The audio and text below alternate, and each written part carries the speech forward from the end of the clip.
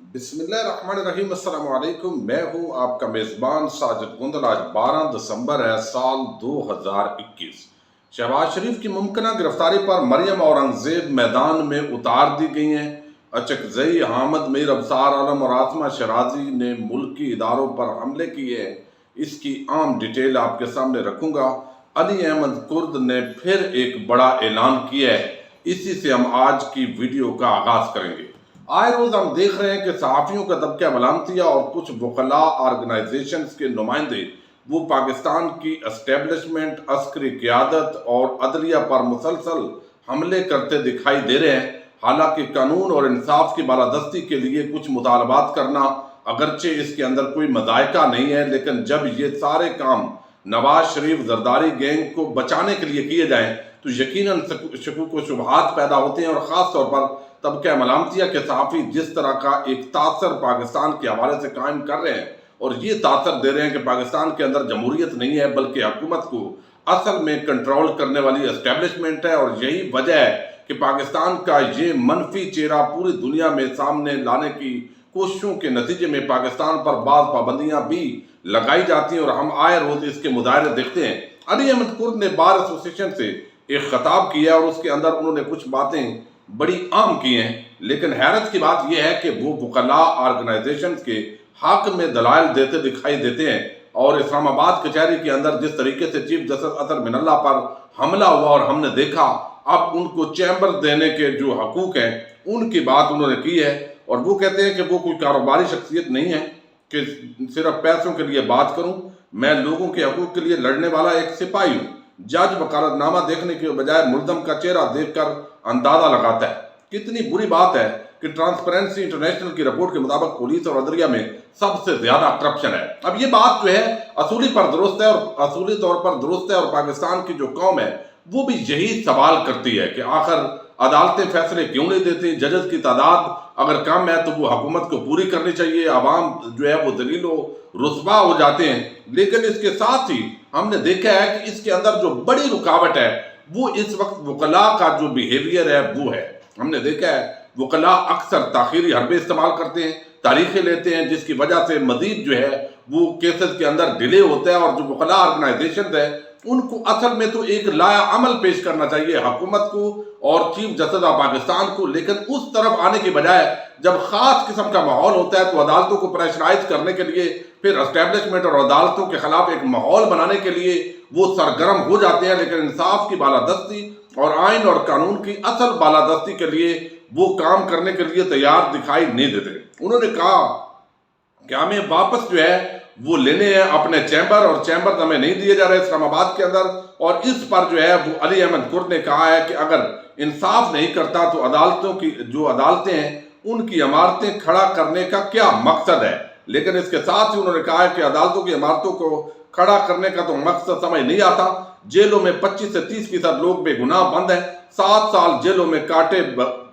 बड़ी बात नहीं है, यानी मैंने भी 7 साल काटे हैं वो बता रहे हैं। तो अब ये बात जो है वो जेन्युइन है। लेकिन दूसरी तरफ जब किसी मुल्ज़म को सियासतदान हो उसको सजा होती है तो यही लोग उसको बचाने के लिए इंसानी हकूक के नाम पर आगे आ जाते हैं। अभी गुज़श्ता रोज इंसानी हकूक के नाम पर मिसिंग पर्सनस के हक में एक सेमिनार हुआ है इस्लामाबाद के अंदर, और वहां पर जिस तरीके से तकरीरें की गई हैं उसके अंदर पख्तूनख्वा मिली अवामी पार्टी के महमूद खान अचकज़ई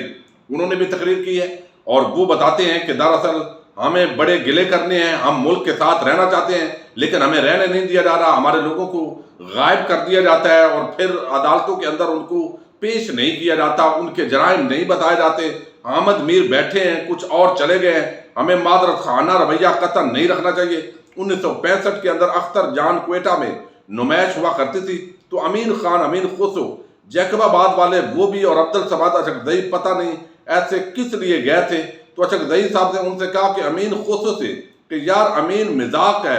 यानी ये इस तरह की बातें उन्होंने की हैं। और आगे वो मुलाकातों के हवाले से बताते रहे कि किस तरह पाकिस्तान की जो तारीख है उसके अंदर एस्टेब्लिशमेंट और अदलिया जो है उन पर खास तौर पर इसके अंदर भी टारगेट किया है उन्होंने, और ये हमारे जो हकूक हैं वो हमें नहीं मिल रहे। आतिमा शराजी ने तो कहा है कि अब असल जो हकूक लेकर देंगी वो खवातीन होंगी। और उन्होंने भी बताया कि ये जिस तरीके से बच्चों को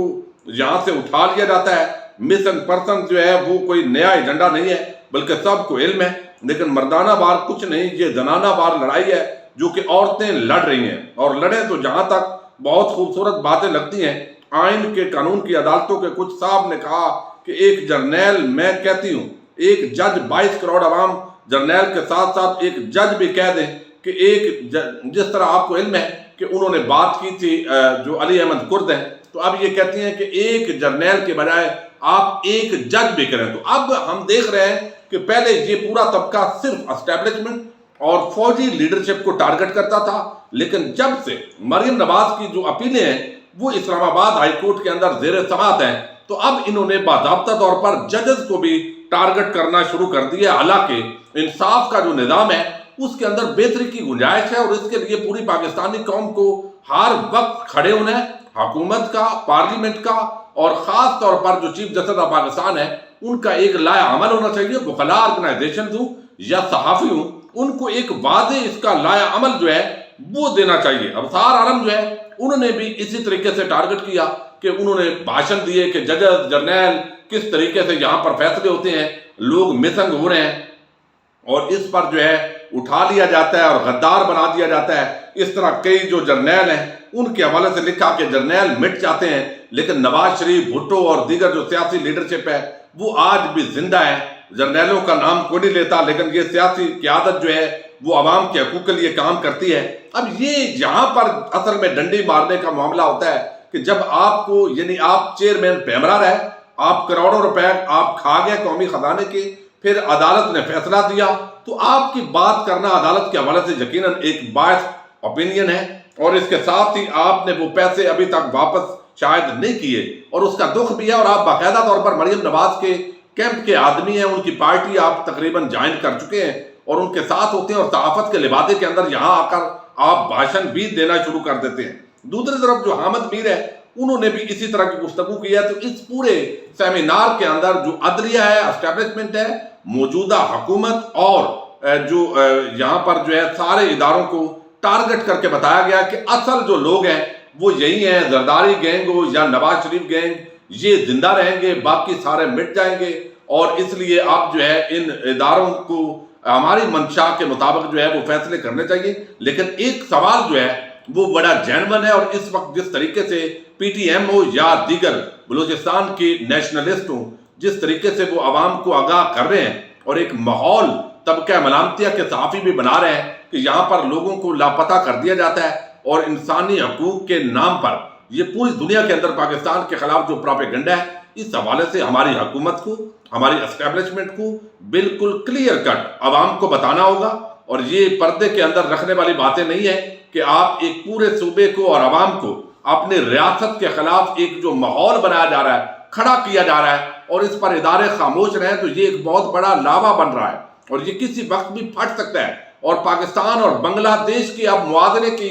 یہاں پر باتیں ہوئی ہیں اس انسانی حقوق کانفرنس کے اندر، سیمینار کے اندر، اختر مینگل کی سربراہی میں، کہ یہ بنگلہ دیش بھی ایسے ہی بنا تھا، ان کے حقوق کو پامال کیا گیا تھا، ان کی بات نہیں سنی گئی تھی، ان کو بھی لاپتہ کر دیا جاتا تھا، نوجوانوں کو، بالآخر وہ علیحدہ ہو گیا۔ تو یہ بلوچستان اور یہ جو خیبر پختونخوا کے بعض علاقے ہیں یہ پاکستان سے علیحدہ ہو سکتے ہیں، اور بنگلہ دیش کے ساتھ ملا کر اس کو تاثر دیتا ہے پورا طبقہ ملامتیہ، اور کچھ سیاسی جماعتیں تو حکومت کو اور اسٹیبلشمنٹ کو پوری طرح اس معاملے پر عوام کو بریف کرنا چاہیے کہ حقائق کیا ہے، کیوں لوگ لاپتہ ہیں، اور ان کی باتیں کہاں تک درست ہیں، کہاں تک غلط ہے، اور ہماری جو ایجنسیوں پر الزام آتا ہے وہ ایسے لوگوں کو کیوں اٹھاتی ہیں، اگر اٹھاتی ہیں تو ان کے جو کرائمز ہیں وہ لوگوں کے سامنے کیوں نہیں آتے، یہ بتانا پڑے گا، ورنہ جو اس وقت ماحول ہے وہ پاکستان کے خلاف ایک باقاعدہ مہم جو ہے اس کا آغاز کر دیا گیا۔ ایک اور بڑی ڈیولپمنٹ ہوئی ہے،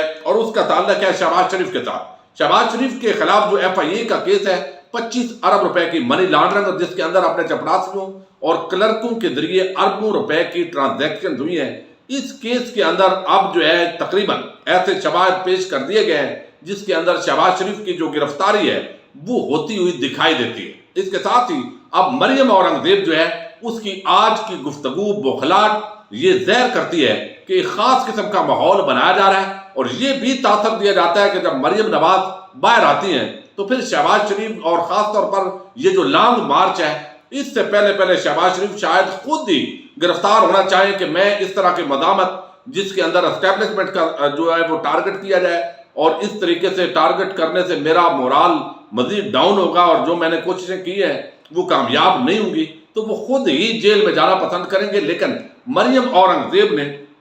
جو آج کی سٹیٹمنٹ دی ہے، یہ شہباز شریف کی ممکنہ گرفتاری کے حوالے سے ان کی بخلاہٹ کا ثبوت بھی ہے، اور یہ چونکہ مریم نواز کی خاص جو ہے وہ نمائندہ سمجھی جاتی ہیں تو شاید وہ اس سے پہلے ایک ماحول سازی بھی کرنا چاہتی ہیں۔ وہ کہتی ہیں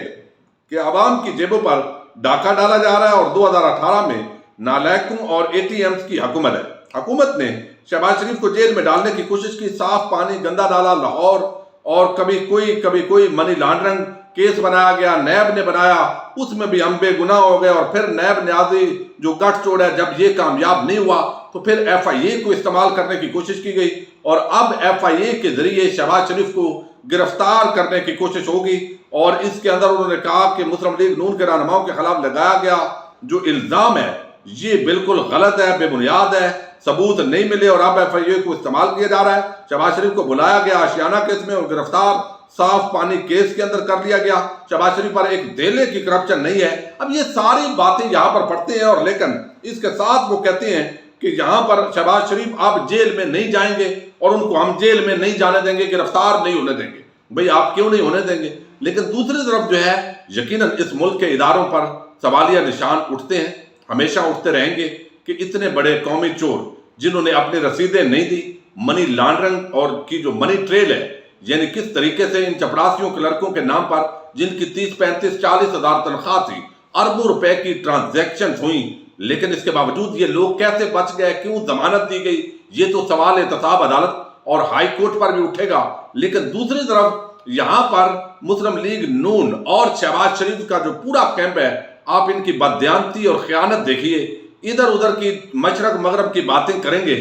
لیکن اس سوال کا جواب یہ بھی نہیں دیں گے کہ یہ اربوں روپے کی اس طرح کی ٹرانزیکشن جو بلیک منی کو وائٹ کرنے کے لیے ایک کوشش تھی، یہ ایسا کیوں کیا گیا، پیسے ان لوگوں کے اکاؤنٹس کے اندر کیوں ٹرانسفر کیے گئے، سلمان شہباز کس طرح سرکاری پروٹوکول انجوائے کرتے ہوئے یہ ساری منی لانڈرنگ کا دھندا کرتے رہے، اور جب ان کی گردن دبوچنے کا وقت آیا تو وہ بیرون ملک فرار ہونے کے اندر کامیاب ہو گئے۔ یہ سارے وہ سوالات ہیں، نہ کوئی طبقہ ملامتیہ کا صحافی ان سے یہ سوال کرتا ہے اور نہ ہی یہ ان سوالوں کے جواب دیتے ہیں، لیکن ٹارگٹ صرف جو ہے وہ عمران خان ہے۔ کبھی نیب نیازی گٹھ چوٹ کی بات کر دیں گے، کبھی ایف آئی اے نیازی گٹھ چوٹ کی بات کر دیں گے، لیکن نہ رسیدیں دیں گے اور نہ ہی منی لانڈرنگ کے جو ثبوت ہیں ان کے پاس وہ فراہم نہیں کریں گے۔ اپنے میزبان ساجد گندل کو نیکسٹ ویڈیو تک کے لیے اجازت دیجیے۔ اللہ حافظ۔